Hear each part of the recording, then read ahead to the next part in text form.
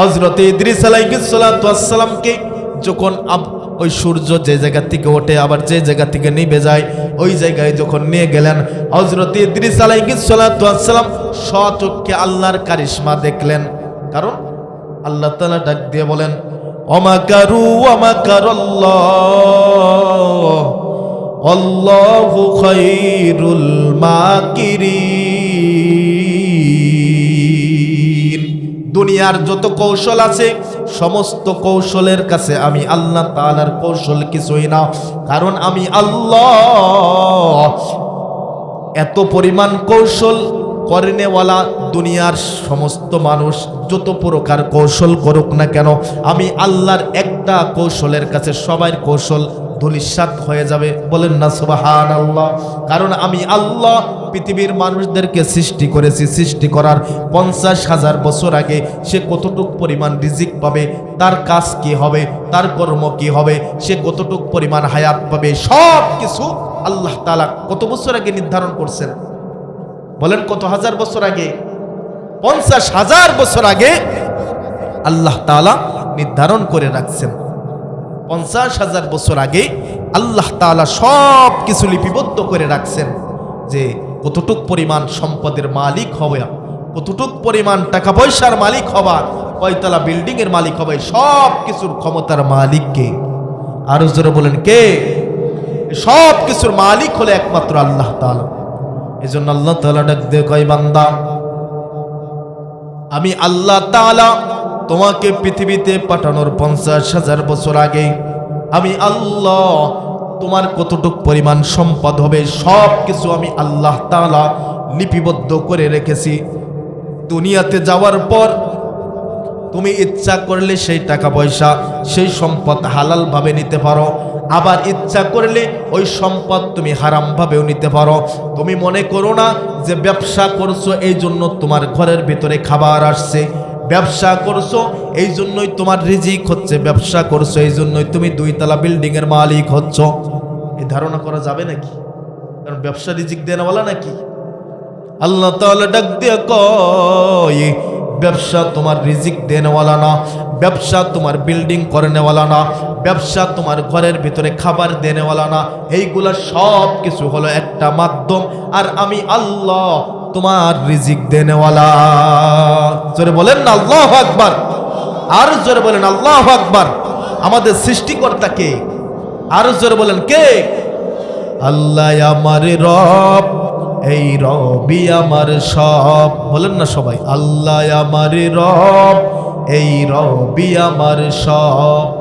আল্লাহ আমার রব, এই রবি আমার সব। তোমার দুনিয়াতে আমি যেদিকেই তাকাই অতই নিয়ামতে ডুবে আছে সবাই। ঠিক না বে ঠিক? কারণ যেই দিকেই তাকান আল্লাহ তাআলার নিয়ামত ছাড়া আর কিছু আছে নাকি? মোহাম্মদ নে আকর কুফর কো মিটায়া, মোহাম্মদ নে আকর কুফর কো मिटाया, कुफर को मिटा कर सदाकत बताया। কোথায় হতে আগমন, কোথায় যেতে হবে রে, কোথায় হতে আগমন, কোথায় যেতে হবে রে, কি কারণে পাঠাইল জানা নাহি হলো রে। নদীর একুল ভাঙে ওই কুল গড়ে, এ তো নদীর খেলা, সকাল বেলার ধ্বনি রে তুই ফকির সন্ধ্যাবেলা। লা ইলাহা লা ইলাহা ইল্লাল্লাহ লা ইলাহা ইল্লাল্লাহ লা ইলাহা ইল্লাল্লাহ লা ইলাহা ইল্লাল্লাহ লা ইলাহা ইল্লাল্লাহ লা ইলাহা ইল্লাল্লাহ লা ইলাহা ইল্লাল্লাহ লা ইলাহা ইল্লাল্লাহ লা ইলাহা ইল্লাল্লাহু মুহাম্মাদুর রাসূলুল্লাহ সাল্লাল্লাহু আলাইহি ওয়াসাল্লাম। আলহামদুলিল্লাহ, বরাট জামে মসজিদ ও যুব সমাজের উদ্যোগে দ্বিতীয় বার্ষিক তাফসিরুল কোরআন মাহফিলের সম্মানিত সভাপতি এবং প্রধান বক্তা হাফেজ মাওলানা খালেদ সাইফুল্লাহ মিরাজ হাফিজাহুল্লাহ এবং আরও যারা আছেন, আল্লাহ তাআলা সবার হায়াতে এলেমের ভিতরে বারাকা দান করুক। সবাই বলেন আমিন। সর্বপ্রথম সেই মহান মনিবের দরবারে শুকরিয়া আদায় করছি যে আল্লাহ রব্বুল ইজ্জতুল জালাল এই বরকতপূর্ণ মজলিসে আমাদেরকে আসার এবং বসার তৌফিক দান করেছেন। এই জন্য সেই মহান মনিবের দরবারে একবার শুকরিয়া আদায় করে বলি আলহামদুলিল্লাহ। মাহফিলে আসতে পেরে খুশি না বেজার? আরো জোরে বলেন, খুশি না বেজার? মাহফিলে আসলে সবাই খুশি হইলেও একজন বেজার, তার নাম কি? শয়তান বেজার। এই জন্য আল্লাহ তাআলা ডাক দিয়ে বলেন, যে মাজলিসের ভিতরে আল্লাহ এবং তার রাসূলের গুণগান গাওয়া হয়, আলোচনা করা হয়, ওই মাজলিসের সাথে আর আল্লাহর আরশের সাথে একটা নূরের কালেকশন সৃষ্টি হয়ে যায়। বলেন না সুবহানাল্লাহ। সরাসরি জমিন থেকে আল্লাহর আরশ পর্যন্ত একটা নূরের কালেকশন সৃষ্টি হয়ে যায়। কেমন ভাবে কালেকশন সৃষ্টি হয় মুফাসসিরিন ইকরাম বলেন, তো কেমন ভাবে নূরের কালেকশন সৃষ্টি হয়? মুফাসসিরিন ইকরাম বলেন, যে মাজলিসের ভিতরে আল্লাহ এবং তার রাসূলের গুণগান গাওয়া হয়, ওই মাজলিসের চতুর্দিক দিয়ে নূরের ফেরেশতারা বেষ্টনী দিয়ে থাকে। সুবহানাল্লাহ। কেমন বেষ্টনী দিয়ে থাকে? আল্লাহ তাআলা নিজেই ডাক দিয়া বলেন, যেই মাজলিসের ভিতরে আল্লাহ এবং তার রাসূলের গুণগান গাওয়া হয়, কোরআন এবং হাদিস থেকে আলোচনা করা হয়, ওই মাজলিসের চতুর্দিক দিয়ে আল্লাহর ফেরেশতারা বেষ্টনী দিয়ে থাকে। সুবহানাল্লাহ। এমন ভাবে বেষ্টনী দিয়ে থাকে যে ফেরেশতা একজনের কাঁধের উপর আরেকজন পাও দিয়ে এইভাবে আল্লাহর আরশ পর্যন্ত তারা বেষ্টনী দিতে থাকে। সুবহানাল্লাহ। এজন্য মাজলিসের ভিতরে আমরা যারা আসছি অনেক দামি মানুষ। এই মাজলিসের চাইতে আশপাশে যে দোকান দিয়েছে ওখানে লোক কম না বেশি? আর জোরে বলেন, কম না বেশি? অনেক বেশি। তো যারা বাহিরে আছি তাদেরকে আমরা উদারত আহ্বান করব, আপনারা সবাই প্যান্ডেলের নিচে চলে আসেন। আজকে এখানে মাহফিল হচ্ছে, যেখানে মাহফিল হয়, আল্লাহর গুণগান গাওয়া হয়, রসুলের হাদিস থেকে আলোচনা করা হয়, ওই জায়গার ভিতরে আল্লাহর রহমত বর্ষণ হইতে থাকে। তো আগামী দিন এই জায়গায় এই মাজলিস থাকবে না, আজকেই শেষ, আবার সামনের বছর হবে। তো মাজলিসটা খুবই বরকতপূর্ণ। যারা প্যান্ডেলের বাহিরে আছি খুব দ্রুত প্যান্ডেলের ভিতরে চলে আসবো ইনশাল্লাহ। আলোচনা করব সূরা মাইদার 56 এবং 57 নম্বর আয়াত থেকে। আল্লাহ তাআলা তার পেয়ারা হাবিবকে ডাক দিয়ে বলেন, ওয়াজকুর ফিল কিতাবি ইদরিস ইন্নাহু কানা সিদ্দীকান নাবিয়্যা। আল্লাহ তাআলা তার পয়গম্বরকে ডাক দিয়ে কয়, পয়গম্বর আপনি ওই ইদ্রিস নবীর আলোচনা আপনার উম্মতদের মাঝে বর্ণনা করে শোনান। কেন ইদ্রিস নবীর আলোচনা? আল্লাহ তাআলা তার নবীকে সরাসরি ডাক দিয়ে বললেন, ওয়াজকুর ফিল কিতাব, ও পয়গম্বর আপনার উপরে যেই কোরআন নাজিল করা হয়েছে এই কোরআন থেকে আপনি ইদ্রিস নবীর আলোচনা করে আপনার সাহাবায়ে কিরামদেরকে শোনান। কেন বলা হলো? কারণ ইদ্রিস এমন একজন নবী ছিলেন যার উপরে আল্লাহ 30টা সহিফায়ে ইদ্রিস 30টা কিতাব নাজিল করেছিলেন। এমন একজন দামি নবী, যেই নবী পৃথিবীর শুরু লগ্ন থেকে 3 নম্বর নবী ছিলেন। সবার প্রথম নম্বর নবী ছিলেন হযরত আদম আলাইহিস সালাতু ওয়াস সালাম। দ্বিতীয় নম্বর নবী ছিলেন হযরতে শীস আলাইহিস সালাতু ওয়াস সালাম। এরপরেই হলো হযরত ইদ্রিস আলাইহিস সালাতু ওয়াস সালামকে আল্লাহ তাআলা পৃথিবীর বুকে পাঠিয়েছিলেন। সে ইদ্রিস নবী সম্পর্কে আল্লাহ তাআলা ডাক দিয়ে বলেন, ইদ্রিস এমন একজন নবী ছিলেন যার উপরে আমি আল্লাহ তাআলা সহিফায়ে ইদ্রিস 30টা কিতাব আমি আল্লাহ তাআলা নাজিল করেছিলাম। সুবহানাল্লাহ বলেন। 30টা কিতাব নাজিল করেছিলাম এবং তার 2টা বৈশিষ্ট্য ছিল। 1 নম্বর বৈশিষ্ট্য ছিল হলো তার মাথায় যে পাগড়ি ব্যবহার করতেন সে পাগড়ির ভিতরে সুন্দর একটি সিলমোহর ব্যবহার করতেন। দ্বিতীয় নম্বর হলো ইদ্রিস আলাইহিস সালাতু ওয়াস সালাম সে যে আংটি ব্যবহার করতেন, আংটির ভিতরে যে সিলমোহর ছিল তার ভিতরেও একটা উপদেশমূলক বাণী লেখা ছিল। তো মুফাসসিরিন ইকরাম ডাক দিয়ে বলেন, হযরত ইদ্রিস আলাইহিস সালাতু ওয়াস সালামের পাগড়ির এবং আংটির ওই নসিহাত যদি কোনো মানুষ পালন করতে পারে তাহলে আল্লাহ তাআলা দুনিয়াতেই তার জন্য জান্নাতের সুসংবাদ দিয়ে দেবে। সুবহানাল্লাহ বলেন। তো সে নসিহাতগুলো কি লেখা ছিল আস্তে আস্তে ইনশাল্লাহ আলোচনার শেষ প্রান্তে গিয়ে বর্ণনা করব ইনশাল্লাহ। তো ইদ্রিস নবীকে আল্লাহ তাআলা 3 নম্বরে পাঠালেন। প্রথম নম্বরে হলো হযরতে আদম আলাইহিস সালাতু ওয়াস সালামকে আল্লাহ তাআলা পৃথিবীর বুকে পাঠালেন। হযরতে আদম আলাইহিস সালাতু ওয়াস সালামকে পৃথিবীর বুকে পাঠানোর পর আল্লাহ তাআলা 10টা কিতাব তার উপরে নাজিল করলেন।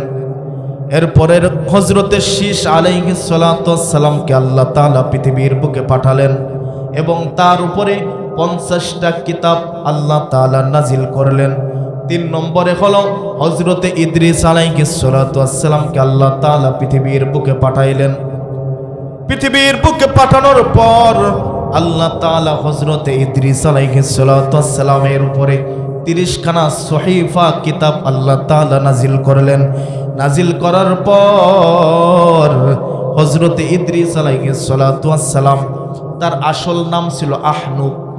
আহনুক নাম থেকে ইদ্রিস কিভাবে হলেন? কারণ সমাজের ভিতরে অনেক মানুষ আছে যাদের প্রকৃত নাম ধরে কেউ ডাকেন না। যেরকমভাবে চেয়ারম্যান তার একটা নাম আছে কিন্তু তাকে সে নাম না বলে মানুষ বলেন 3 নম্বর কোলা ইউনিয়নের চেয়ারম্যান বলে কি বলে না। তার সে কর্মের কারণে তাকে সেই 3 নম্বর কোলা ইউনিয়নের চেয়ারম্যান বলে তাকে ডাক দেয়। তো হযরত ইদ্রিস আলাইহিস সালাতু ওয়াস সালাম তার আসল নাম ছিলেন আহনুক।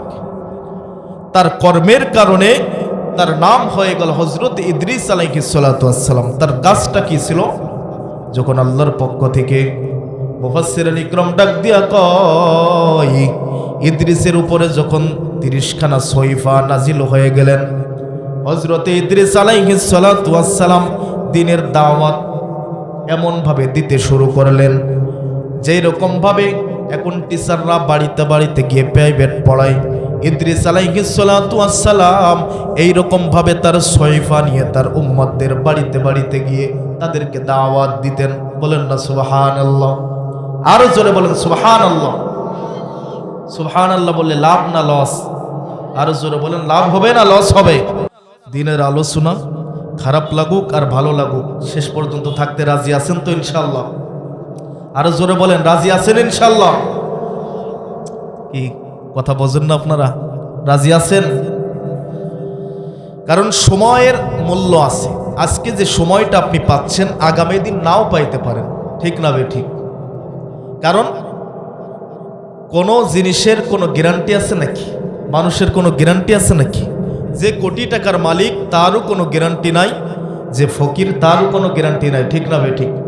কোটি টাকার মালিককে দেখো অভাব হয় না দূর, গরিব ঘুমায় গাছতলাতে মনটা বাহাদুর। ঠিক না বে ঠিক? কোটি টাকার মালিক দেখো, অভাব হয় না দূর, গরিব ঘুমায় গাছতলাতে মনটা বাহাদুর। ফেরাউনের লাশটা দেখো মিশর জাদু ঘরে, খাই না সে তাই পোকা মাকড় সবাই ঘেরনা করে। হৃদয় থাকি বেজার নম্রতা সদা, রহমত আসিবে সে তাই প্রভুর ওয়াদা। ঠিক না বে ঠিক? হৃদয় থাকি বেজার নম্রতা সদা, রহমত আসিবে সে তাই প্রভুর ওয়াদা। বড়র বড়াই করলে হৃদয় রহমত আসবে না, নিজেকে নিজে ছোট মনে করিব সদা। অনেকে আছে নিজেকে অনেক বড় মনে করে। কবি বলেন, বড়র বড়াই করো যদি রহমত আসবে না, নিজেকে নিজে ছোট মনে করিব সদা। উঁচু জাগার পানি যেমন নিচু জাগাতে যাই, তেমনি খোদার রহমত আসে নম্রতার হৃদয়। উঁচু জাগার পানি যেমন নিচু জাগাতে যাই, তেমনি খোদার রহমত আসে নম্রতার হৃদয়। ভোগ বিলাসের বাড়ি গাড়ি পড়ে রবে সব, ভোগ বিলাসের বাড়ি গাড়ি পড়ে রবে সব। থাকতে সময় স্মরণ করো আল্লাহ আমার রব, থাকতে সময় স্মরণ করো আল্লাহ আমার রব। বলেন না আল্লাহু আকবার।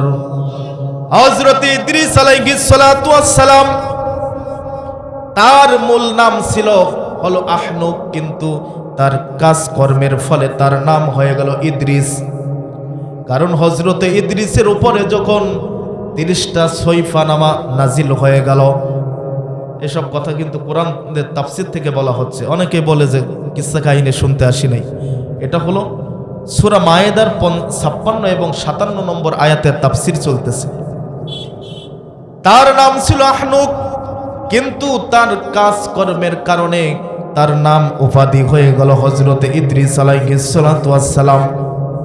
আল্লাহ তাআলা ডাক দিয়ে কয়, ও পয়গম্বর, আপনি ওই ইদ্রিসের বাণীগুলা, ইদ্রিসের ঘটনাগুলা আপনার উম্মতদের মাঝে বর্ণনা করে শোনান।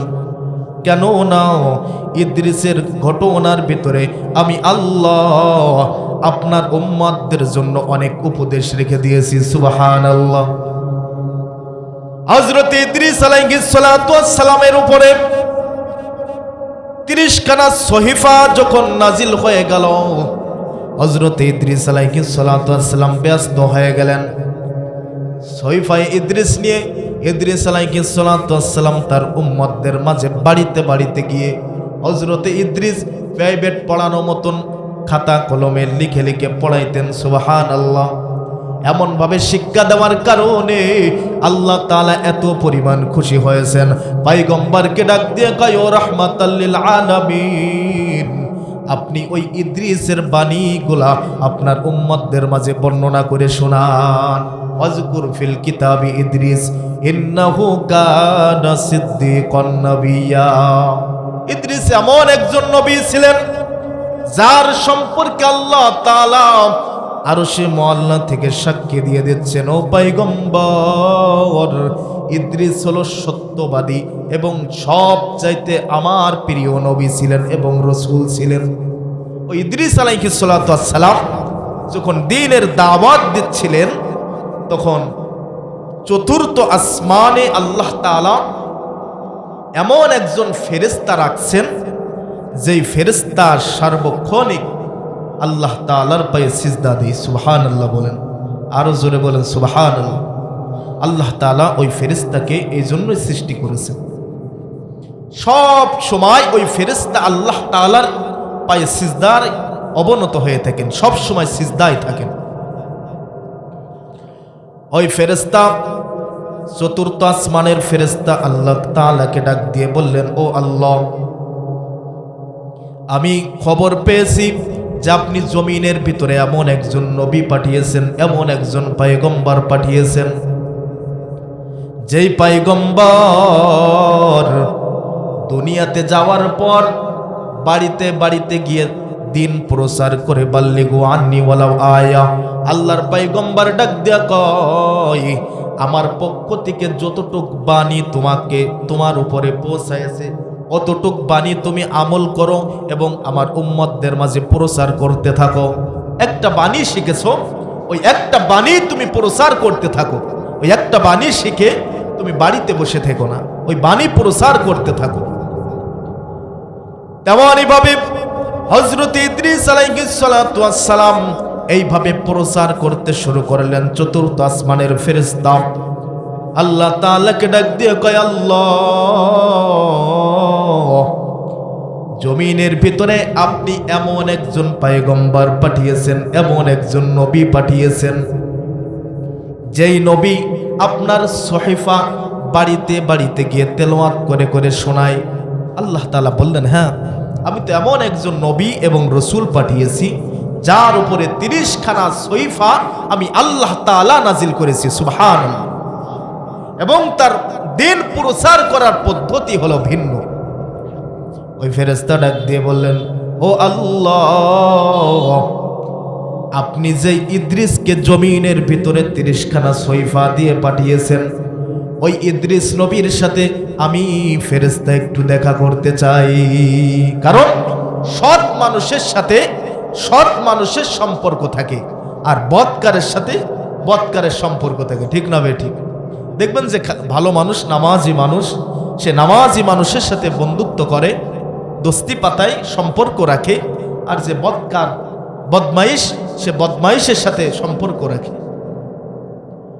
ফেরেশতা ডাক দিয়ে বললেন, আল্লাহ, একটু সাক্ষাৎ করতে চাই, কারণ আমারও আপনি যেই দায়িত্ব দিয়েছেন ইদ্রিসের উপরও একই দায়িত্ব। আমি ইদ্রিস আমার বন্ধু, আমার বন্ধুর সাথে আমি একটু সাক্ষাৎ করতে চাই। আল্লাহ ওই ফেরেশতাকে অনুমতি দিলেন যে যাও, তুমি জমিনে যাওয়ার পরে ইদ্রিসের সাথে তুমি সাক্ষাৎ করো। চতুর্থ আসমানের ফেরেশতা হযরতে ইদ্রিসের কাছে জমিনে আসলেন। আসার পরে ইদ্রিসকে ডাক দিয়ে বললেন, কি ও ভাই ইদ্রিস, আপনার সাথে আমি চতুর্থ আসমান থেকে আপনার সাথে আমি সাক্ষাৎ করতে আসছি। জোরে বলেন সুবহানাল্লাহ। চতুর্থ আসমান থেকে আপনার সাথে আমি ফেরেশতা আপনার সাথে দেখা করার জন্য আসছি। আপনার সাথে আমি বন্ধুত্ব পাতাইতে চাই, সম্পর্ক রাখতে চাই। হযরত ইদ্রিস আলাইহিস সালাতু ওয়াস সালাম ডাক দিয়ে বললেন, ফেরেশতা, তোমার সাথে আমি সম্পর্ক রাখতে পারি, কিন্তু আমার 2টা প্রশ্ন আছে, 2টা মনে আশা আছে। এই 2টা আশা এবং প্রশ্নের উত্তর এবং আমার আশা আকাঙ্ক্ষা, এই 2টা জিনিস যদি তুমি আমাকে দিতে পারো, তাহলে আমি তোমার সাথে বন্ধুত্ব করব, সম্পর্ক রাখবো। কয়টা জিনিস? কয়টা জিনিস বলেন? 2টা জিনিস। কারণ কোনো মানুষ যদি শয়তানের সাথে বন্ধুত্ব করতে চায়, কোনো শর্ত লাগে না, কোনো যোগ্যতা লাগে না। আর যদি মসজিদের ইমামের সাথে কোনো ভালো মানুষের সাথে সম্পর্ক রাখতে চায়, তারও ওই ভালো মানুষ হইতে হয়। তো হযরত ইদ্রিস আলাইহিস সালাতু ওয়াস সালাম বললেন, আমার অন্তরের ভিতরে 2টা আশা আছে, 2টা আকাঙ্ক্ষা আছে। আমি হলো এই 2টা আশা এবং আকাঙ্ক্ষা, 2টা জিনিস আমার জানার ছিল। এই 2টা জিনিস যদি আপনি আমাকে বুঝাইয়া দিতে পারেন, জানাইয়া দিতে পারেন, তাহলে আমি ওয়াদা করতেছি আপনার সাথে আমি সম্পর্ক রাখবো। জোরে বলেন সুবহানাল্লাহ। কারণ যারা ভালো মানুষ হয় তাদের সম্পর্ক ভালো মানুষের সাথে থাকে। যেরকম ভাবে হযরতে আবু বকর রাদিয়াল্লাহু তাআলা আনহুর সম্পর্ক ছিল মুহাম্মদুর রাসূলুল্লাহ সাল্লাল্লাহু আলাইহি ওয়াসাল্লামের সাথে। মুহাম্মদুর রাসূলুল্লাহ সাল্লাল্লাহু আলাইহি ওয়াসাল্লাম যখন মক্কা মদিনার ভিতরে দিন প্রচার করতে শুরু করে দিলেন, একদল মানুষ বলতে লাগলেন যে মুহাম্মাদের সাথে কেউ সাক্ষাৎ করতে পারবে না। কিন্তু হযরত আবু বকর, ওমর, উসমান, আলী, ইনাদের মতন যারা সোনার মানুষ ছিল, ভালো মানুষ ছিল, তারা কিন্তু গোপনে গোপনে আল্লাহর পয়গম্বরের সাথে সম্পর্ক রাখছেন। ঠিক না বে ঠিক? কারণ তারা জানেন যে মক্কা মদিনার সমস্ত মানুষ যদি মুহাম্মদকে খারাপ বলে কিন্তু মুহাম্মাদের কোনো আসে যায় না, কারণ মুহাম্মদ যে আল্লাহর পয়গম্বর এটা ভালো করে হযরতে আবু বকর জানে, হযরতে ওমর জানে। কেননা আল্লাহ তাআলা কোরআনের ভিতরেই ঘোষণা দিয়েছেন, ওয়ামা আরসালনাকা ইল্লা রাহমাতাল লিল আলামিন। আল্লাহ তাআলা ডাক দিয়ে কয়, পয়গম্বর আমি আল্লাহ তাআলা আপনাকে রহমত হিসেবে পাঠিয়েছি সারা পৃথিবীর জন্য। দুই চোখে যা কিছু দেখি আর না দেখি এই সব কিছুর জন্য আপনাকে আমি আল্লাহ তাআলা রহমত হিসেবে পাঠিয়েছি। সুবহানাল্লাহ, আমি আল্লাহ তাআলা রহমত হিসেবে পাঠিয়েছি। আবু জাহেল তার দলবল সবাই মুহাম্মদকে অস্বীকার করতে শুরু করলো যে মুহাম্মদ এতিম মানুষে নবী হবে কিভাবে। কিন্তু একদল মানুষ হযরতে আলী, ওমর, উসমান আলী তারা বললেন যে না, আমরা মুহাম্মদকে নবী এবং রসুল বলে স্বীকার করেছি, কালেমার মালা গলায় পড়েছি। এই কালেমার মালা গলায় পরার পর আর কোনোদিন কালেমার মালা খোলার আশা নাই, ইচ্ছা নাই, কারণ আমরা নবীর মুজিজা এবং কেরামতি সব কিছু আমরা স্বচক্ষে দেখেছি। নবীর দল থেকে আমরা বাহিরে যাব না। ইসলামের সর্বপ্রথম শহীদ হয়েছেন হযরতে সুমাইয়া রাদিয়াল্লাহু তাআলা আনহা। হযরতে সুমাইয়া রাদিয়াল্লাহু তাআলা আনহা যখন ইসলাম ধর্ম গ্রহণ করলেন, ইসলাম ধর্ম গ্রহণ করার পরে আবু জাহেল এসে ডাক দিয়ে বললেন, কি রে সুমাইয়া, তুই নাকি ওই পাগল মুহাম্মাদের হাতে হাত দিয়ে ইসলাম ধর্ম গ্রহণ করছে, সত্য নাকি? সুমাইয়া ডাক দিয়ে বললেন, হ্যাঁ, আমি মুহাম্মাদের হাতে হাত দিয়ে কালেমার মালা গলায় পড়েছি, মুহাম্মাদের কাছ থেকে কালেমার মালা গলায় পড়েছি, আমি মুসলমান হয়েছি। আবু জাহেল ডাক দিয়ে বললেন, সুমাইয়া তুমি যদি ওই কালেমার মালা গলায় রেখে দাও, পাগল মুহাম্মাদের কথা এবং তার প্রতিপালকের কথা বিশ্বাস করে যদি তুমি সেই নিয়মে চলো, তাহলে আমি তোমাকে লজ্জা স্থানে বল্লম মেরে তীর মেরে তোমাকে হত্যা করে ফেলব। সুমাইয়া ডাক দিয়ে বললেন, দুনিয়ার যত শাস্তি আছে সমস্ত শাস্তি আপনি আমাকে দিতে পারেন, কিন্তু আমি কালেমার মালা গলায় পড়েছি, এর থেকে বিন্দু পরিমাণও পিছপা হটবো না। বলেন না সুবহানাল্লাহ। হাদিসের ভিতরে আসছেন ইসলামের প্রথম শহীদ হযরতে সুমাইয়া রাদিয়াল্লাহু তাআলা আনহা ইসলাম ধর্ম গ্রহণ করার কারণে তাকে আবু জাহেলের পক্ষ থেকে লজ্জা স্থানে বল্লম মারা হলো। লজ্জা স্থান দিয়ে ফিনকে মারে রক্ত বাইর হচ্ছে। মক্কা মদিনার কাফিরেরা ডাক দিয়ে কয়, কিরে সুমাইয়া, তুমি কালেমা পড়ার কারণে তোমার উপরে এইভাবে জুলুম নির্যাতন করা হচ্ছে, এরপরেও তুমি কি মুহাম্মাদের কালেমা মেনে নিবা নাকি? সুমাইয়া ডাক দিয়ে কয়, হে মক্কা মদিনার কাফিরেরা শোন, তোমরা আমার লজ্জা স্থানে বল্লম মারার দৃশ্য দেখে তোমরা মনে করতেছো আমি অনেক কষ্ট পাচ্ছি, কিন্তু না না, আমি আমার চক্ষু দিয়ে দেখতেছি যে মুহাম্মাদুর রাসূলুল্লাহ ফুলের মালা নিয়ে জান্নাতের দরজার সামনে আমার জন্য অপেক্ষা করতেছে। সুবহানাল্লাহ, আরো জোরে বলুন সুবহানাল্লাহ। তোমরা দেখতেছো যে আমাকে কষ্ট দিয়ে হত্যা করা হচ্ছে, কিন্তু না, আমি বিন্দু পরিমাণও কষ্ট পাচ্ছি না। আমি আমার চক্ষু দিয়ে দেখছি আমার পেয়ারা হাবিব, আমার পয়গম্বর, আমার মহাব্বতের মানুষ, আমার রসুল, যার উপরে আমি, যার প্রতিপালকের উপরে ঈমান এনেছি, সে কালেমার মালা নিয়ে জান্নাতের গেটের সামনে আমার জন্য অপেক্ষা করতেছে। হযরতে সুমাইয়া বিদায় হওয়ার আগে তার সন্তান হযরতে আম্মারকে ডাক দিয়ে বললেন, আম্মার, এই কালেমার মালা গলায় পরার কারণে আজকে আমাকে আবু জাহেল শহীদ করতেছেন। তার তীর দিয়ে আমার বিবস্ত্র করে লজ্জা স্থানে আঘাত করে আমাকে হত্যা করে ফেলছেন। আমার পরে তোমারও সিরিয়াল আসতে পারে, কিন্তু তুমি যেন কালেমার থেকে, ইসলামের থেকে বিন্দু পরিমাণও তুমি যেন সরে যেও না। হযরতে আম্মার চোখের সামনে তার মায়ের এই দৃশ্য দেখলেন, মাকে বললেন, মা আমি আপনার হাতে হাত দিয়ে ওয়াদা করলাম, আপনার পরে যদি আবু জাহেল আমাকেও শহীদ করতে চাই, তারপরেও আমি কালেমা থেকে বিন্দু পরিমাণ, ইসলাম থেকে বিন্দু পরিমাণ সরব না। যখন সুমাইয়া দুনিয়া থেকে বিদায় হয়ে গেলেন, আবু জাহেলের পক্ষ থেকে হযরতে আম্মারকে ডাক দিয়ে বলা হলো, কিরে আম্মার, তোর সামনেই তোর মাকে উলঙ্গ করে তোর মায়ের লজ্জা স্থানে তীর মেরে বললাম, বর্ষা নিক্ষেপ করে তোর মাকে শহীদ করলাম। তুই যদি মুহাম্মাদের এই ধর্ম যদি এখনো পর্যন্ত মেনে নিস, মুহাম্মাদের ধর্মের প্রতি যদি বিশ্বাস রাখিস, তাহলে তোকেও এইভাবে হত্যা করা হবে। হযরতে আম্মার ডাক দিয়ে বললেন, হে মক্কা মদিনার কাফেরেরা শোন, আমিও আমার মার মতন শহীদ হইতে রাজি আছি, কিন্তু ইসলাম থেকে বিন্দু পরিমাণ সরে যাব না। জোরে বলুন সুবহানাল্লাহ। কারণ মুমিন মুত্তাকিন বান্দারা ইসলামের থেকে কোনো সময়ের জন্য পিছু পাও হটেন না। আর যারা মুনাফিক হয় তারা এক কাতারে নামাজ পড়ে, আবার মুসলমানদের যে সময় পরীক্ষা দেওয়ার সময় আসে মুসলমান থেকে পৃথক হয়ে যায়। এই জন্য আল্লাহ তাআলা সূরা মুনাফিকুন মুনাফিকদের জন্যই খাসভাবে নাজিল করেছেন।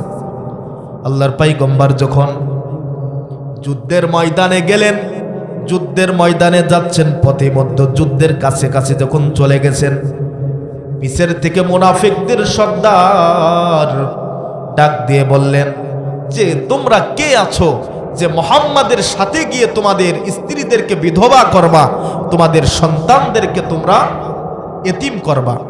যদি করতে না চাও তাহলে তোমরা মুহাম্মাদের পিছের থেকে চলে আসো। কিন্তু সেও আল্লাহর পয়গম্বরের পিছে নামাজ পড়তেন। আল্লাহর পয়গম্বর এই দৃশ্য দেখে অবাক হয়ে গেলেন। ওমরে ফারুক ডাক দিয়া কয়, ও পয়গম্বর, আপনি আমাকে হুকুম দেন, যুদ্ধের ময়দানে যাওয়ার আগে এই তরবারি দিয়ে মুনাফিকদের গর্দান আলাদা করে দিই। কিন্তু আল্লাহর পয়গম্বর ডাক দিয়া কয়, হে ওমর, আমরা যাচ্ছি কাফেরদের সাথে যুদ্ধ করার জন্য, নিজেদের ভিতরে যুদ্ধ করার কোনো দরকার নাই, কারণ মুনাফিকদের বিচার আল্লাহ তাআলা নিজেই করবে। ইন্নাল মুনাফিকিন, এইভাবে হাদিস আল্লাহ রাসূল না বলছেন, আল্লাহ তাআলা বলছেন কোরআনের ভিতরে যে মুনাফিকদের স্থান হলো জাহান্নামের তলদেশে। বলেন না নাউযুবিল্লাহ। এই জন্য মুনাফিকদের পক্ষে থাকবো না মুসলমানদের পক্ষে থাকবো? আরো জোরে বলেন, মুসলমানদের পক্ষে থাকতে রাজি আছি তো ইনশাআল্লাহ? মুসলমানদের পক্ষে থাকতে হবে। তো যখন হযরতে আম্মারকে শহীদ করা হলো, হযরতে আম্মার রাদিয়াল্লাহু তাআলা আনহু ইসলামের পক্ষে থাকার কারণে, কালেমার মালা গলায় পরার কারণে দুনিয়ার থেকে বিদায় হয়ে গেলেন। আর ওই যে একজন ইহুদিদের পাদ্রী 25 বছর পর্যন্ত আল্লাহর পয়গম্বরকে দেখার জন্য অপেক্ষা করতেছেন, কারণ তৎকালীন জামানায় কিতাবের যারা হাফিজ ছিলেন তারা আল্লাহর পয়গম্বরের বর্ণনাগুলি সব কিছু তারা কিতাবের ভিতরে পড়তেন। তারা জানতে পারতেন যে পয়গম্বর খুব শীঘ্রই পৃথিবীর বুকে আগমন করবেন।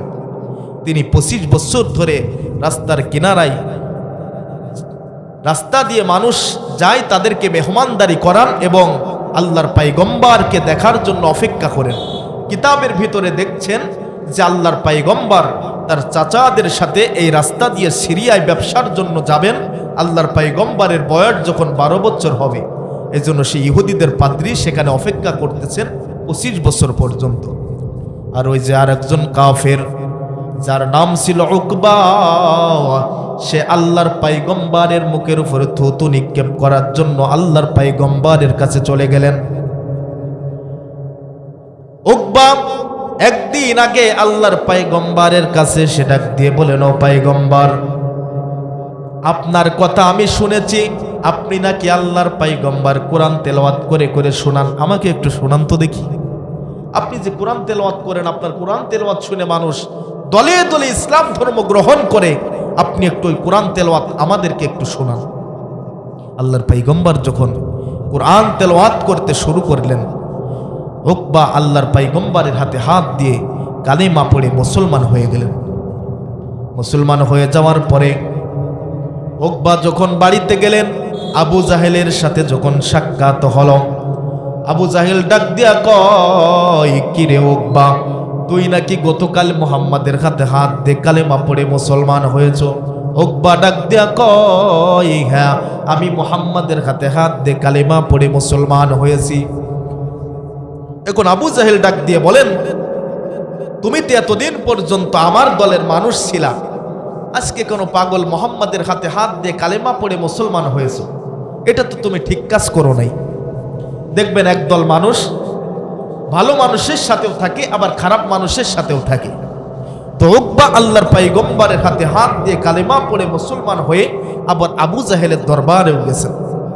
আবু জাহেল ডাক দিয়ে বললেন, উকবা, তুমি সত্যই নাকি কালেমা বিশ্বাস করে নিয়েছো, দ্বীন ইসলাম বিশ্বাস করছো, এটা কি একেবারেই সত্য নাকি?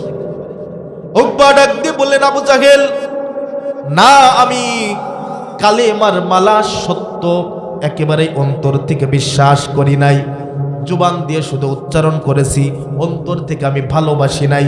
আবু জাহেল ডাক দিয়া কয়, যদি তুমি অন্তর থেকে কালেমার মালা বিশ্বাস করে না থাকো, না মেনে থাকো, তাহলে তুমি আমার একদল কাফের, একদল অনুসারীদেরকে সাথে নিয়ে তুমি মুহাম্মাদের মুখের উপরে থুতু নিক্ষেপ করবা। বলেন না নাউজুবিল্লাহ? প্রমাণ করে দিবা যে তুমি মুহাম্মাদের দলের ভিতরে নাই, তার কালেমা তার কাছে তুমি ফেরত দিয়ে আসবা। হযরতে উকবা আবু জাহেলের তরফ থেকে কয়েকজন কাফেরদেরকে একত্রিত করে মুহাম্মাদের দরবারে চলে গেলেন। আল্লাহর পয়গম্বর উকবার আশা দেখে অনেক আনন্দিত হলেন, খুশি হলেন। সাহাবায়ে কিরামদের ডাক দিয়া কয়, হে আমার সাহাবায়ে কিরাম, ওই যে দেখো গতকাল উকবা ছিল, আমার হাতে হাত দিয়ে একা একা কালেমা পড়ে গেছেন। আজকে দেখো উকবা অনেকগুলো মানুষকে দাওয়াত দিয়ে আমার কাছে কালেমা পড়ার জন্য নিয়ে আসতেছে। জোরে বলেন সুবহানাল্লাহ। কারণ নেক মানুষের ধারণা চিন্তা নেক থাকে, ভালো থাকে, আর বদকারের চিন্তা ধারণা সব কিছু খারাপ থাকে। তখন আল্লাহর পয়গম্বরের সামনে যখন উকবা আসলেন, আসার সাথে সাথে আল্লাহর পয়গম্বরকে ডাক দিয়া কয়, ও পয়গম্বর, গতকাল আপনার হাতে হাত দিয়ে কালেমা পড়েছি, আজকে আপনার কালেমা আপনাকে ফেরত দিলাম। এই কথা বলে আল্লাহর পয়গম্বরের মুখের উপরে থুতু নিক্ষেপ করেছেন। বলেন না নাউজুবিল্লাহ? থুতু নিক্ষেপ করছেন। আল্লাহর পয়গম্বর ডাক দিয়ে কয়, কি রে উকবা, এটা তুই কেমন কাজ করলি? গতকাল না তোর নাম জান্নাতি মানুষদের খাতায় লিপিবদ্ধ আমি করে দিলাম, আর আজকে তুই আমার মুখের উপরে থুতু নিক্ষেপ করলি। আল্লাহ আয়াত নাজিল করে দিয়ে ডাক দিয়ে বললেন, ও পয়গম্বর, আপনার উপরে যে উকবা তার জুবান দিয়ে আপনার মুখের উপরে থুতু নিক্ষেপ করেছে, কাল কিয়ামতের দিন আমি উকবাকে এমন শাস্তি দেব যে তার নিজের জুবান দিয়ে নিজের শরীর কামড়ায়া কামড়ায়া চিবায়া চিবায়া খাবে। কি করবে? সবচাইতে ছোট্ট শাস্তি দেব, সে তার জুবান দিয়ে তার শরীর কামড়ায়া কামড়ায়া গোশতগুলি চিবায়া চিবায়া কিয়ামতের দিন হাসরের ময়দানে সবার সামনে এইভাবে সে খাইতে থাকবে। এই পরিমাণ শাস্তি আমি তাকে দেব। আল্লাহর পয়গম্বরকে ডাক দিয়ে বললেন, ও পয়গম্বর, আমি আল্লাহ আপনাকে ওমা আরসালনাকা ইল্লা রাহমাতাল লিল আলামিন, আমি আল্লাহ আপনাকে রহমত হিসেবে পৃথিবীর বুকে পাঠিয়েছি। কোনো মানুষ যদি আপনার মনে কষ্ট দেয়, আমি আল্লাহ তাআলা সহ্য করতে পারি না। আর কোনো বান্দা যদি আমি আল্লাহ আমার অন্তরে কষ্ট দেয়, আমি অনেক সময় সহ্য করতে পারি, কারণ বান্দা আমি আল্লাহ সৃষ্টি করেছি, আর আমি আল্লাহ আপনাকে ভালোবেসে রহমাতাল লিল আলামিন ঘোষণা দিয়ে দুনিয়ার বুকে পাঠিয়েছি। আপনার অন্তরে যদি কেউ কষ্ট দেয়, আমি আল্লাহ তাআলা সহ্য করতে পারি না। এই জন্য উকবাকে আমি কিয়ামতের দিন হাসরের ময়দানে সবার সামনে তার জুবান দিয়ে তার শরীরের গোশতগুলি চিবায়া চিবায়া খাইতে থাকবে। নাউজুবিল্লাহ। এই জন্য আল্লাহর পয়গম্বরকে পৃথিবীর কোনো বাধা যদি সামনে আসে, আল্লাহর পয়গম্বরকে কষ্ট দেওয়া যাবে নাকি? জোরে বলেন, কষ্ট দেওয়া যাবে নাকি? কষ্ট দেওয়া যাবে না। তো ওই যে হযরত ইদ্রিস আলাইহিস সালাতু ওয়াস সালাম তার সাথে সাক্ষাৎ করার জন্য চতুর্থ আসমান থেকে ফেরেশতা আসছেন। হযরত ইদ্রিস ডাক দিয়া কয়, ও ফেরেশতা, আপনার কাছে আমি দুইটা জিনিস জানতে চাই। এক নম্বর হলো পৃথিবীর কোন জায়গা থেকে সূর্য উদিত হয়, আবার কোন জায়গা থেকে ডুবে যায়, অস্ত যায়, আপনি এটা আমাকে জানাবেন এবং আমাকে নিয়ে সেই জায়গা থেকে আপনি আমাকে স্বচক্ষে, আমার চক্ষু দিয়ে আমি দেখব, আপনি সেই জায়গায় আমাকে নিয়ে যাবেন। সুবহানাল্লাহ বলেন। ওই জায়গায় যাওয়া কি কোনো মানুষের দ্বারা সম্ভব নাকি? জোরে বলেন, সম্ভব? সম্ভব নয়। ফেরেশতাকে ডাক দিয়ে বললেন যে আপনি ওই জায়গায় আমাকে নিয়ে যাবেন যে জায়গা থেকে সূর্য উদিত হয়, আবার যে জায়গা থেকে অস্ত যায়। কিন্তু আল্লাহ তাআলা ডাক দিয়ে কয়, এই পৃথিবীর মানুষেরা শোনো, সূর্য কোনো সময় উদিত হয় না, আবার কোনো সময় অস্তও যায় না, ডোবেও না। সূর্য সবসময় একই অবস্থায় থাকে। যে সময় তোমরা বাংলাদেশ থেকে দেখো সূর্য নিভে যাচ্ছে, অস্ত যাচ্ছে, ওই সময় সূর্য আমি আল্লাহর পায়ে সিজদায় পড়ে যাই। আমি আল্লাহর পায়ে সিজদায় পড়ে ডাক দিয়ে বলেন, মালিক, আপনি 24টা ঘন্টা 12টা ঘন্টা আপনি আমাকে দিয়ে তাপ দিয়েছেন, রৌদ্র দিয়েছেন। আমার দায়িত্ব পালন করার পর আপনার পায়ে আমি সিজদায় পড়ে গেলাম। ও মালিক, আগামী দিন যদি আপনি আমাকে আবার অনুমতি দেন, আগামী দিন আমি আবার আপনার বান্দাদের উপকার করার জন্য আমি আবার তাপ দেব, আলো দেব। এইভাবে অনুমতি নিতে থাকি। আবার আগামী দিন যখন আমার আল্লাহ অনুমতি দেয়, সূর্য আবার রৌদ্র দিতে থাকে, তাপ দিতে থাকে। এই জন্য আল্লাহ কোরআনের ভিতরে ডাক দিয়ে কয়, হে পৃথিবীর মানুষেরা শোনো, সূর্য কোনো সময় অস্ত হয় না, কোনো সময় বন্ধও হয়ে যায় না। সূর্য তার আপন গতিতে চলে, তার ডিউটি শেষ হইলে আমার পায়ে সিজদা দেয়। বলেন না সুবহানাল্লাহ। তো ইদ্রিস আলাইহিস সালাম ডাক দিয়ে বললেন, প্রথমে আমাকে দেখাইবা যে সূর্য কোন সময় থেকে বন্ধ হয়ে যায় আর কোন জায়গা থেকে উদিত হয়। ফেরেশতা বললেন, প্রথম নম্বর কাজ আমি করতে পারবো। দ্বিতীয় নম্বর কি কাজ?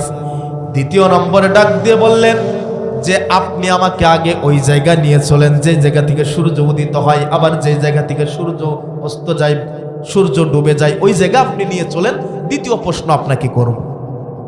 হযরত ইদ্রিস আলাইহিস সালামকে যখন ওই সূর্য যে জায়গা থেকে ওঠে আবার যে জায়গা থেকে নিভে যায়, ওই জায়গায় যখন নিয়ে গেলেন, হযরত ইদ্রিস আলাইহিস সালাম স্বচক্ষে আল্লাহর কারিশমা দেখলেন। কারণ আল্লাহ তাআলা ডাক দিয়ে বলেন, ওমাকারু ওমাকারাল্লাহ আল্লাহু খায়রুল মাকিরিন। দুনিয়ার যত কৌশল আছে সমস্ত কৌশলের কাছে আমি আল্লাহ তাআলার কৌশল কিছুই না। কারণ আমি আল্লাহ এত পরিমাণ কৌশল করেনেওয়ালা। দুনিয়ার সমস্ত মানুষ যত প্রকার কৌশল করুক না কেন, আমি আল্লাহর একটা কৌশলের কাছে সবার কৌশল ধূলিসাৎ হয়ে যাবে। বলেন না সুবহানাল্লাহ। কারণ আমি আল্লাহ পৃথিবীর মানুষদেরকে সৃষ্টি করেছি, সৃষ্টি করার 50,000 বছর আগে সে কতটুক পরিমাণ রিজিক পাবে, তার কাজ কি হবে, তার কর্ম কি হবে, সে কতটুক পরিমাণ হায়াত পাবে, সব কিছু আল্লাহ তাআলা কত বছর আগে নির্ধারণ করছেন। বলেন কত হাজার বছর আগে? 50,000 বছর আগে আল্লাহ তাআলা নির্ধারণ করে রাখছেন। 50,000 বছর আগে আল্লাহ তাআলা সব কিছু লিপিবদ্ধ করে রাখছেন যে কতটুক পরিমাণ সম্পদের মালিক হবে, কতটুক পরিমাণ টাকা পয়সার মালিক হবা, কয়তলা বিল্ডিং এর মালিক হবে, সব কিছুর ক্ষমতার মালিক কে? আরো জোরে বলেন কে? সব কিছুর মালিক হলো একমাত্র আল্লাহ তাআলা। এজন্য আল্লাহ তাআলা ডাক দিয়ে কয়, বান্দা, আমি আল্লাহ তাআলা তোমাকে পৃথিবীতে পাঠানোর 50,000 বছর আগে আমি আল্লাহ তোমার কতটুক পরিমাণ সম্পদ হবে সব কিছু আমি আল্লাহ তাআলা লিপিবদ্ধ করে রেখেছি। দুনিয়াতে যাওয়ার পর তুমি ইচ্ছা করলে সেই টাকা পয়সা, সেই সম্পদ হালাল ভাবে নিতে পারো, আবার ইচ্ছা করলে ওই সম্পদ তুমি হারাম ভাবেও নিতে পারো। তুমি মনে করো না যে ব্যবসা করছো এই জন্য তোমার ঘরের ভিতরে খাবার আসছে, ব্যবসা করছো এই জন্যই তোমার রিজিক হচ্ছে, ব্যবসা করছো এই জন্যই তুমি 2 তলা বিল্ডিং এর মালিক হচ্ছ। এই ধারণা করা যাবে নাকি? কারণ ব্যবসা রিজিক দেনওয়ালা নাকি? আল্লাহ তাআলা ডাক দিয়ে কয়, ব্যবসা তোমার রিজিক দেনওয়ালা না, ব্যবসা তোমার বিল্ডিং করেনেওয়ালা না, ব্যবসা তোমার ঘরের ভিতরে খাবার দেনেওয়ালা না। এইগুলা সব কিছু হলো একটা মাধ্যম, আর আমি আল্লাহ তোমার রিজিক দেনেওয়ালা। জোরে বলেন না আল্লাহু আকবার। আর জোরে বলেন আল্লাহু আকবার।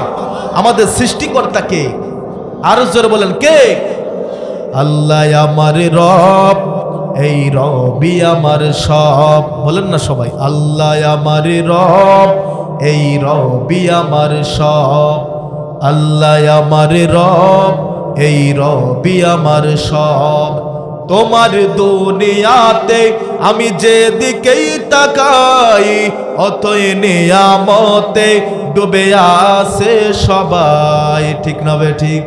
কারণ যেই দিকেই তাকান আল্লাহ তাআলার নিয়ামত ছাড়া আর কিছু আছে নাকি? তোমার নিয়ামতে আমি যেদিকেই তাকাই, মতই নিয়ামতে ডুবে আছে সবাই। বাকবাখালির গানে শুনি তাসবিহ কল রব, আল্লাহ আমার রব, এই রবি আমার সব। আল্লাহ আমার রব, এই রবি আমার সব। তো আল্লাহ তাআলা ডাক দিয়ে বলেন, বান্দা তোমাকে পৃথিবীতে পাঠানোর 50,000 বছর আগে আমি আল্লাহ তাআলা তোমার রিজিক সব কিছু আমি আল্লাহ তাআলা নোটবুক করে রাখছি। আমি আল্লাহ তাআলা আমার খাতায় লিপিবদ্ধ করে রেখেছি। দুনিয়ার বুকে যত ইবাদত দেখো না কেন, অনেক ইবাদত করার পরে সঙ্গে সঙ্গে কাজ না হইলেও আমার মালিক ডাক দিয়া কয়, এমন একটা ইবাদত আছে যে ইবাদত করার কারণে সঙ্গে সঙ্গে তোমার তাকদীর চেঞ্জ হয়ে যায়। সেই ইবাদতের নাম হলো, আল্লাহ তাআলা বলেন, ওমা তুনফিকুনা ফিস সাররাই ওয়াদ দাররাই। তুমি যেই সময় ভালো অবস্থায় আছো ওই সময়ও তুমি দান করো, যেই সময় তুমি খারাপ অবস্থায় আছো ওই সময় আল্লাহর রাস্তায় দান করো। দান করলে সম্পদ কমে না বাড়ে? আরো জোরে বলেন, কমে না বাড়ে? দান করলে সম্পদ বাড়ে, এই কথা বলছেন কে? আরো জোরে বলেন কে? একটু আওয়াজ দিয়েন, কারণ লোক তো একেবারেই কম। আশপাশে যারা আছে যদি আওয়াজ না হয় মনে করবে লোকজন নাই, আমাদের যাই লাভ কি, বাড়িতেই বসে থাকি। আওয়াজ দিতে হবে এমন ভাবে, আওয়াজ শুনে আশপাশের লোক বুঝতে পারবে যে ওখানে লোক সমাগম কম নয়, অনেক আছে। তো আল্লাহ তাআলা ডাক দিয়ে বলেন, দান করার ফলে তোমাদের সম্পদ কমে না, সম্পদ আরো বাড়তে থাকে। বলেন না সুবহানাল্লাহ। আল্লাহ তাআলা ডাক দিয়ে কয়, যখন তোমার অবস্থান ভালো থাকবে ওই সময় তুমি দান করবে, আর যখন তোমার অবস্থা খারাপ থাকবে ওই সময়ও দান করবে। আল্লাহর পয়গম্বর একজন সাহাবী এসে ডাক দিয়ে বললেন, ও পয়গম্বর, আমি তো আপনার সাহাবীদের মাঝে সবচাইতে গরিব সাহাবী, আপনি তো দান করার কথা বললেন, আমি কিভাবে দান করব? ওই সময় আল্লাহর পয়গম্বর ডাক দিয়ে বললেন, সাহাবী, তোমার যা আছে ওর ভিতর থেকে আল্লাহর রাস্তায় দান করো, দান করলে আল্লাহ খুশি হবে। তোমার যদি কোনো সামর্থ্য না থাকে তুমি এক গ্লাস পানি আল্লাহর রাস্তায় দান করে দাও, একজন মুসলমান বান্দাকে এক গ্লাস পানি হইলেও পান করাও। মসজিদে নববীর ভিতরে নামাজে দাঁড়ায় আছেন, নামাজ পড়তেছেন। এমন সময় ভিক্ষুক এসে হযরতে আলীকে ডাক দিয়ে বললেন, কিরে আলী, আল্লাহর রাস্তায় কিছু দান করো, আল্লাহর নামে কিছু দান করো, আল্লাহ তাআলা তোমাকে ভালো রাখবে।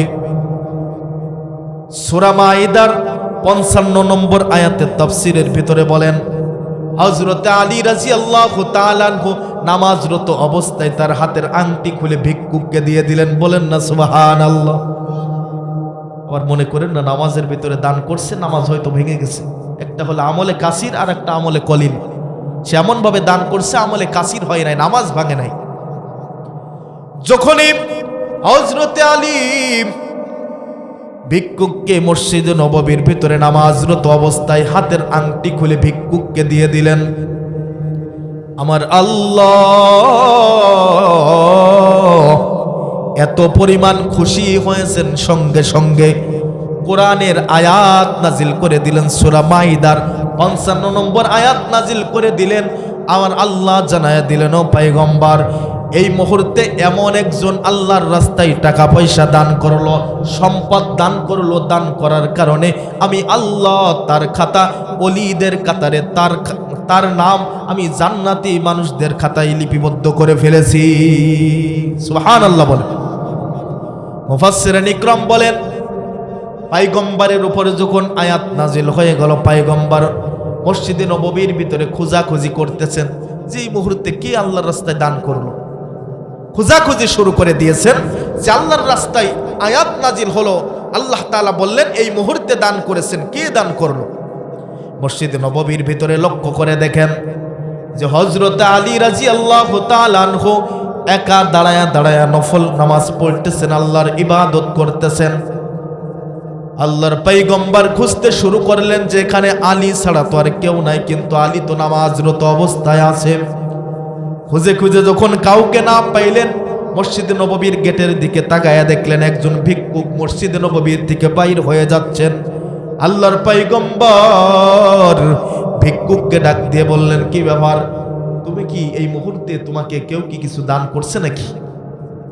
ভিক্ষুক ডাক দিয়ে বললেন, পয়গম্বর, হ্যাঁ, এই মুহূর্তে আপনার আলী আমাকে তার হাতের আংটি খুলে আমাকে দান করেছেন। কেমন দান করেছেন আপনি জানেন?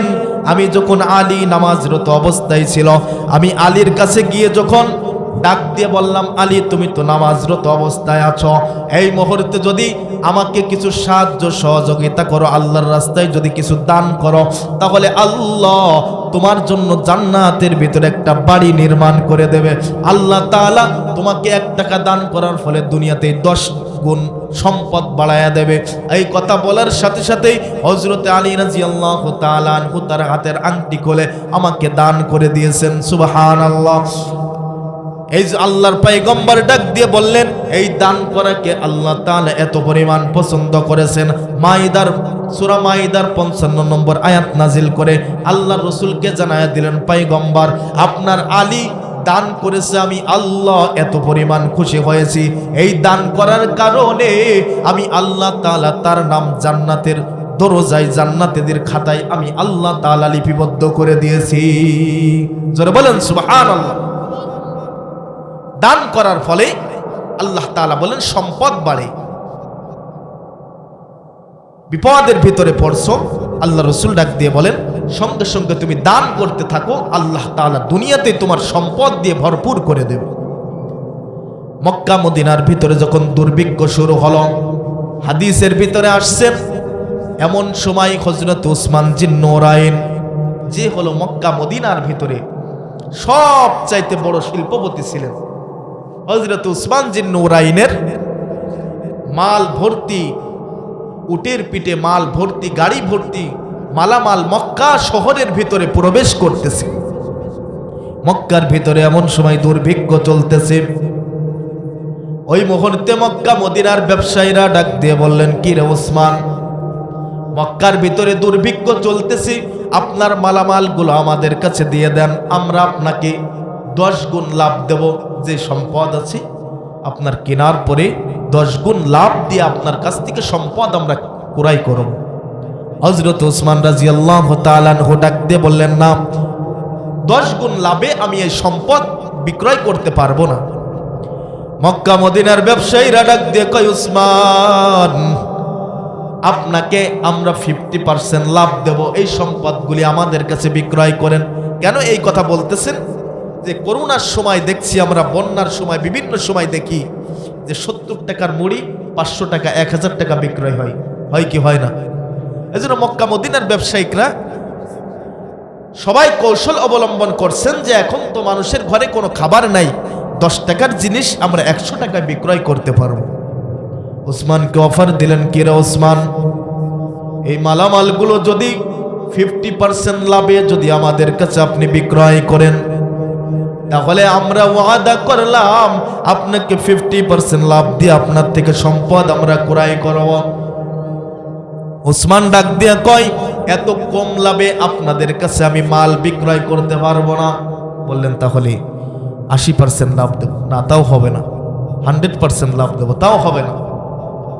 এখন উসমান ডাক দিয়ে বললেন, হে মক্কা মদিনার ব্যবসায়ীরা শোনো, আমি আমার এই সম্পদ এমন একজন ব্যবসায়িকের কাছে বিক্রয় করব, যেই ব্যবসায়িকের কাছে বিক্রয় করার কারণে দুনিয়াতে সেই ব্যবসায়িক 1 টাকা দান করার পরে 10 টাকা দুনিয়াতে দেবেন এবং আখেরাতে আমাকে উত্তম পুরস্কারে পুরস্কৃত করবেন। বলেন না সুবহানাল্লাহ। মক্কা মদিনার ব্যবসায়ীরা ডাক দিয়ে কয়, হে উসমান, এমন ব্যবসায়িককে মক্কা মদিনার ভিতরে তো আমরাই হলো সবচাইতে বড় ব্যবসায়ী, এরপরে আর ব্যবসায়ী কে আছে? উসমান ডাক দিয়ে বললেন, হে মক্কা মদিনার ব্যবসায়ীরা শোনো, এমন একজন ব্যবসায়ীর সন্ধান আমার কাছে আছে, যেই ব্যবসায়িক প্রত্যেকটা দিন আমাকে 16.5 কেজি অক্সিজেন দেন, যেই ব্যবসায়িক প্রত্যেকটা দিন আমাকে রিজিক দেন, যেই ব্যবসায়িক আমার হায়াত দিয়েছেন, যেই ব্যবসায়িক আবার আমার মৃত্যু দেবেন, ওই ব্যবসায়িকের কাছে আমার সম্পদ আমি বিক্রয় করব। কেমনে বিক্রয় করবা? উসমান ডাক দিয়ে বললেন, মক্কা মদিনার ভিতরে এখন দুর্ভিক্ষ চলতেছে, আমার সম্পদগুলি মক্কা মদিনার মানুষদের মাঝে আমি বিতরণ করে দেওয়া, এর বিনিময়ে আমার আল্লাহ ওয়াদা করছেন দুনিয়াতে যদি 1 টাকা আল্লাহর রাস্তায় দান করা হয়, দান করার কারণে আল্লাহ তাআলা দুনিয়াতে তাকে 10 টাকা দেবে। বলেন না সুবহানাল্লাহ। হযরত উসমান জিন নুরাইন ডাক দিয়ে বললেন যে আল্লাহ তাআলা আমাকে এই পরিমাণ অফার দিয়েছেন, সেই আল্লাহর রাস্তায় দান করা বাদ দিয়ে আমি এই দুর্ভিক্ষের সময় তোমাদের সাথে আমি ব্যবসা করতে পারবো না। উসমান জিন নুরাইন মক্কা মদিনার অসহায় মানুষদের কাছে তার সম্পদগুলি বন্টন করে দিলেন। আল্লাহর পক্ষ থেকে ফায়সালা চলে আসলো, ও পয়গম্বর, আপনার উসমানের এই দৃশ্য, এই কাজ আমি আল্লাহ তাআলা এত পরিমাণ খুশি হয়েছি যে উসমান মৃত্যুবরণ করতে দেরি, আমার জান্নাত রেডি হইতে দেরি হবে না। সুবহানাল্লাহ। উসমান মৃত্যুবরণ করবে, মৃত্যুবরণ করার সাথে সাথেই সে আমার জান্নাতের ভিতরে প্রবেশ করবে, কারণ তারা আল্লাহর পয়গম্বরের জবান থেকে দান করার ফজিলত সম্পর্কে জানছেন। আল্লাহ তাআলা ডাক দিয়ে বলেন, ওমা তুনফিকুনা, এইভাবে বিভিন্ন আয়াত আল্লাহ তাআলা নাজিল করছেন যে আল্লাহর রাস্তায় দান করো। ভালো অবস্থায় আছো ওই সময় আল্লাহর রাস্তায় তোমরা দান করো, যে সময় খারাপ অবস্থায় আছো ওই সময় আল্লাহর রাস্তায় দান করো। এই দান করার ফলে আল্লাহ তাআলা তোমার দুনিয়া এবং আখিরাতের কল্যাণ আল্লাহ তাআলা দান করবেন। সুবহানাল্লাহ। এজন্য দান করতে রাজি আছেন তো ইনশাআল্লাহ? আল্লাহর রাস্তায় দান করলে আল্লাহ তাআলা ডাক দিয়ে কয়, দান করলে মাল কমে না। তোমরা দুনিয়াতে সাধারণ চক্ষু দিয়ে দেখো যে 1 টাকা দান করেছি, পকেটে ছিল 10 টাকা, আল্লাহর রাস্তায় দান করেছি, আর তো টাকা নাই, তো শেষই হয়ে গেল। কিন্তু আল্লাহ তাআলা ডাক দিয়ে কয়, বান্দা, দান করেছো ওই সময় তোমার চক্ষু দিয়ে দেখছো আর পকেটে কোনো টাকা নাই, কিন্তু আল্লাহ তাআলা এমন রিজিকের ব্যবস্থা করে দেবেন, এমন রিজিক আসার মাধ্যম করে দেবেন যেটা তোমার কল্পনার বাইরে ছিল। কারণ আমার আপনার পয়গম্বর, তাকে আল্লাহ তাআলা অফার করেছিলেন, ও পয়গম্বর, আপনি যদি উহুদ পাহাড়কে স্বর্ণ দ্বারা আমাকে স্বর্ণ বানায়া দিতে বলেন, উহুদ পাহাড়কে আমি আল্লাহ উহুদ পাহাড়কে স্বর্ণ বানায়া দেব, আপনি নেবেন নাকি? আল্লাহর পয়গম্বর বললেন, না, স্বর্ণ নেওয়ার জন্য আমি আসি নাই, আমি স্বর্ণ দেওয়ার জন্য এসেছি। বলেন না সুবহানাল্লাহ। কারণ আমি ইতিম নবী, আমি ছোট্টবেলায় আমার পিতামাতাকে হারাইয়া ফেলেছি, আপন বলতে আমার কেউ ছিল না, আপনি আমাকে লালন পালন করেছেন, আমি এতিম ছিলাম, এতিম হিসেবেই দুনিয়াতে ছিলাম, এতিম নবী, আমার উপর আপনি কোরআন নাজিল করেছেন, আমি দুনিয়াতে কষ্ট করে যাই কিন্তু আমার উম্মতেরা ভালো থাকবে, উম্মতেরা কষ্ট করবে না, এই জন্যই আমি পৃথিবীর বুকে এসেছি। বলেন না সুবহানাল্লাহ। এমন এতিম নবী আমার, পিতা মাতা নেই যে তাহার, এমন এতিম নবী আমার, পিতা মাতা নেই যে তাহার, তারপরেও কত মারলো তাহার দুশ্মনে, নবী বিনে কে তরাবে ফুলসিরাত মেজানে, নবী বিনে কে তরাবে ফুলসিরাত মিজানে। ওহে নবীর উম্মতেরা হয়ে আজি দিশেহারা, ওহে নবীর উম্মতেরা হয়ে আজি দিশেহারা। কোরআন হাদিস ছেড়ে চলো যখন যাহা চাই মনে, নবী বিনে কে তরাবে ফুলসিরাত মিজানে। নবী বিনে কে তরাবে ফুলসিরাত মিজানে। নবী ছাড়া উপায় আছে নাকি? আরো জোরে বলেন, উপায় আছে নাকি? সেই নবী বলেন, তোমার সম্পদের এক অংশ আল্লাহর রাস্তায় দান করে দাও। সুবহানাল্লাহ বলেন। হযরত ইব্রাহিম আলাইহিস সালাতু ওয়াস সালাম সে একদিন তার ঘরের ভিতরে আছেন, এমন সময় আল্লাহর একজন ফেরেশতা আল্লাহ তাআলাকে ডাক দিয়ে কয়, মালিক, আপনার ইব্রাহিম হয়তো বাদশাহী পাওয়ার পরে আপনার থেকে দূরে সরে গেছে। কারণ নবীদের পরীক্ষা হলো ভিন্ন। আসাদুন নাস বালা আনাল আম্বিয়া, নবীদের সবচাইতে বেশি পরীক্ষা হয়েছে। তো ফেরেশতা ডাক দিয়ে বলেন, আল্লাহ, আপনার ইব্রাহিম হয়তো আপনাকে আগে যেই রকম ভাবে স্মরণ করত, বাদশাহী পাওয়ার পরে সেইভাবে স্মরণ করেন না। আল্লাহ তাআলা ডাক দিয়ে বললেন, ফেরেশতা, তাহলে আমার ইব্রাহিমকে পরীক্ষা করে দেখো, ইব্রাহিম আগের চাইতে আমার বেশি ভালোবাসে না কম ভালোবাসে।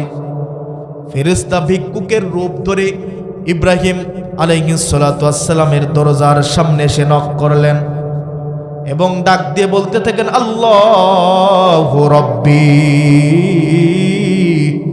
এই ঘরের মালিক কে আছো, আল্লাহর রাস্তায় আমাকে একটু সাহায্য করো, একটু সহযোগিতা করো। এইভাবে ডাকতে শুরু থাকলেন।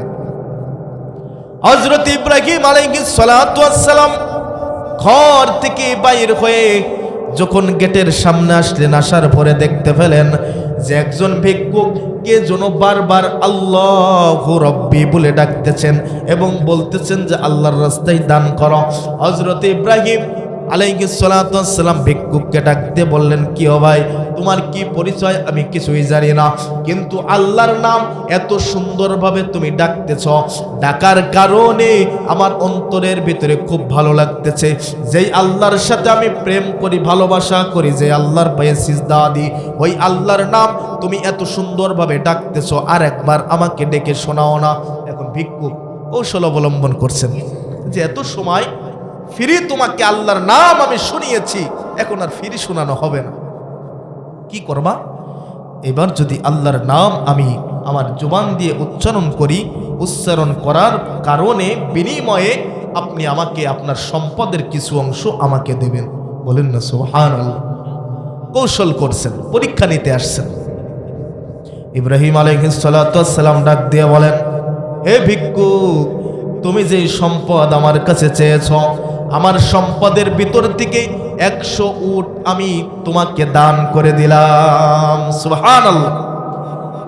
আবার ইব্রাহিম আলাইহিস সালাতু ওয়াস সালাম ডাক দিয়ে বললেন, ভিক্ষুক, ওই আল্লাহর নাম আমাকে আর একবার ডেকে শোনাও না। ভিক্ষুক ডাক দিয়ে বললেন, ইব্রাহিম, ফিরি হবে না। ইব্রাহিম বললেন, বাকি যে উট বকরি যা ছিল সব তোমাকে আমি দিয়ে দিলাম, বিনিময়ে আল্লাহর নাম শোনাও। ভিক্ষুক আবার ডাক দিতে শুরু করলেন, আল্লাহু রাব্বি, আল্লাহু রাব্বি, ডাক দিয়ে শোনায় দিলেন। ইব্রাহিমের অন্তর ভরে নাই, আবার ডাক দিয়ে বললেন, ভিক্ষুক, আর একবার ডাকো না। আর একবার ডাক দেওয়ার আগে ভিক্ষুক ডাক দিয়ে বলেন, ইব্রাহিম, ফিরি হবে না, সম্পদ দেওয়া লাগবে। কারণ সে তো মানুষ নয়, সে তো আল্লাহর ফেরেশতা, পরীক্ষা নিতে আসছেন। ইব্রাহিম তো জানেন না।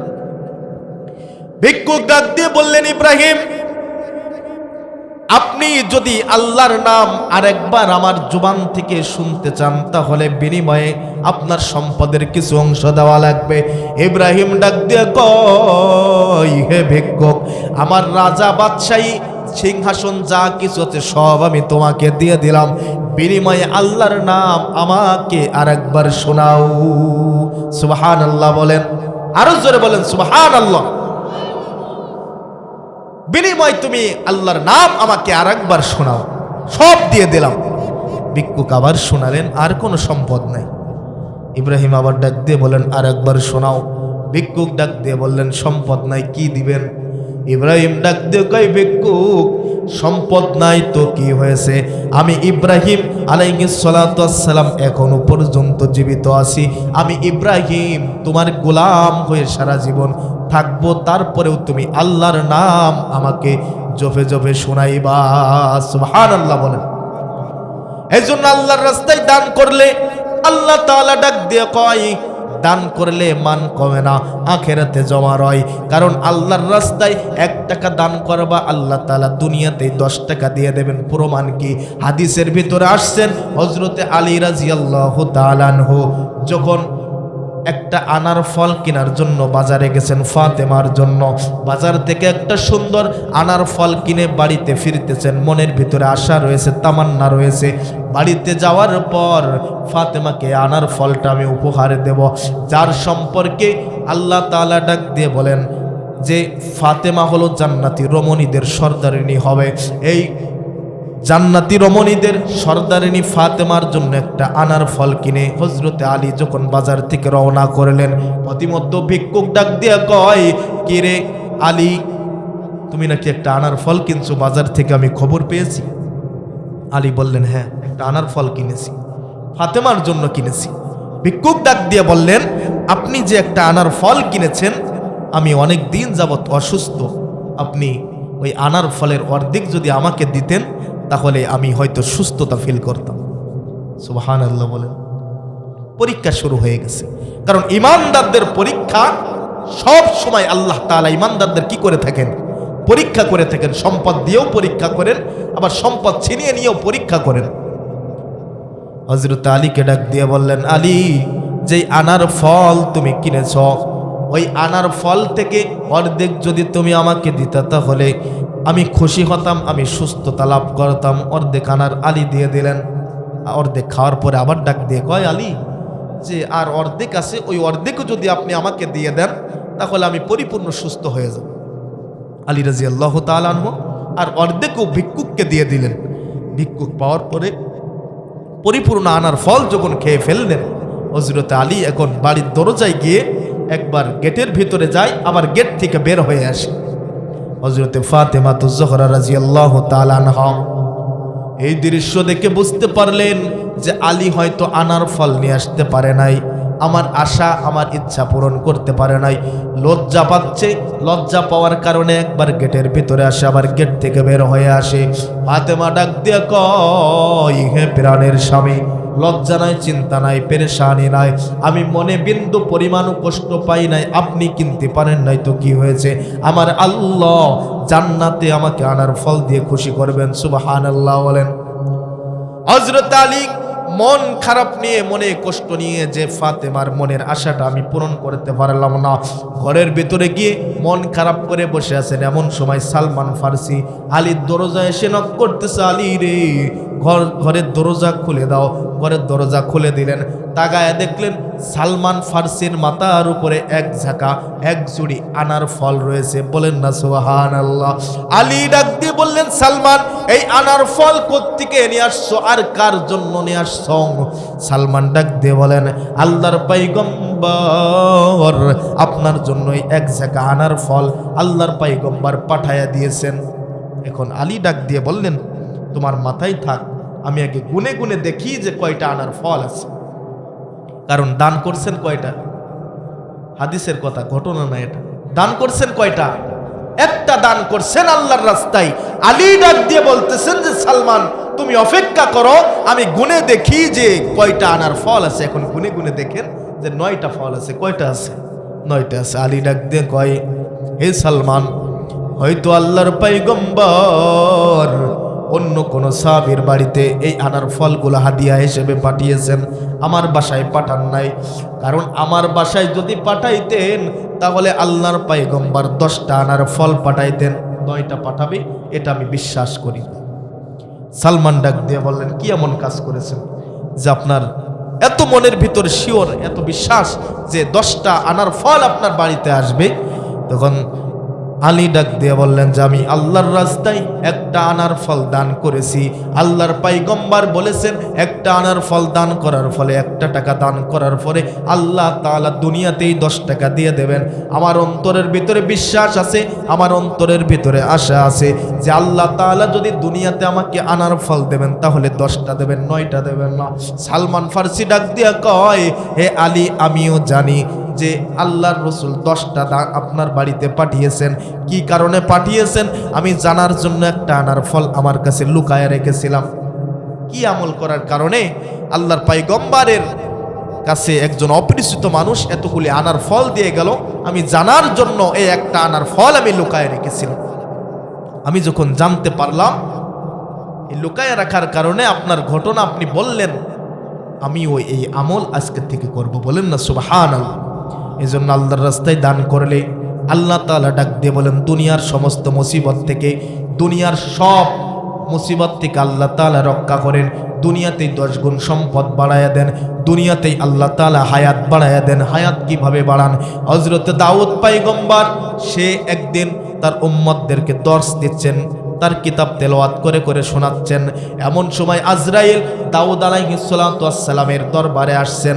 দাউদ আলাইহিস সালাতু ওয়াস সালামের দরবারে আজরাইল এসে ডাক দিয়ে বলতেছেন, হে নবী দাউদ, আপনার সামনে আপনার যেই উম্মত বসা আছেন, এই উম্মত কিছুক্ষণ পরেই তার জান বাহির করে আল্লাহর আদালতে আমি জমা দিয়ে দেব।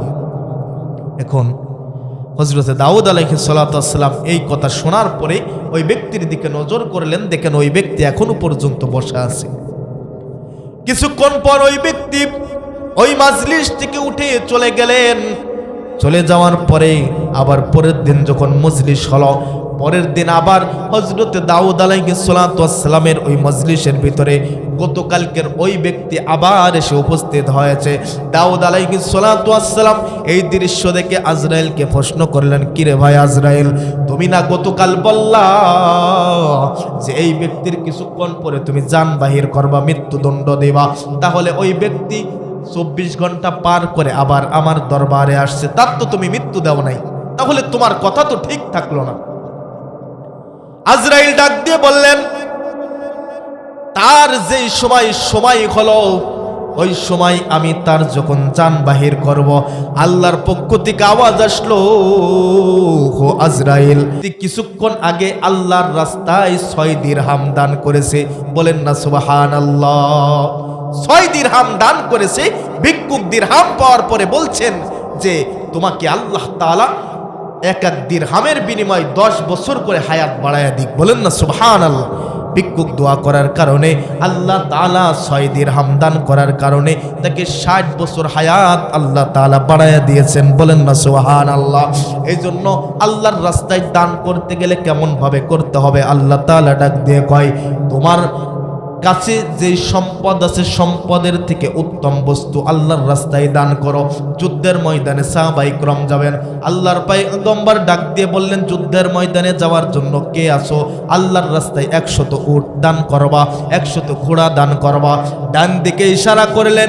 হযরত উসমান জিন নুরাইন দাঁড়ায় ডাক দিয়ে বললেন, লাব্বাইক ইয়া রাসূলুল্লাহ, 100 উট, 100 উট এবং 100 ঘোড়া আল্লাহর রাস্তায় আমি দান করে দিলাম যুদ্ধের ময়দানে ইসলামের বিজয়ের জন্য।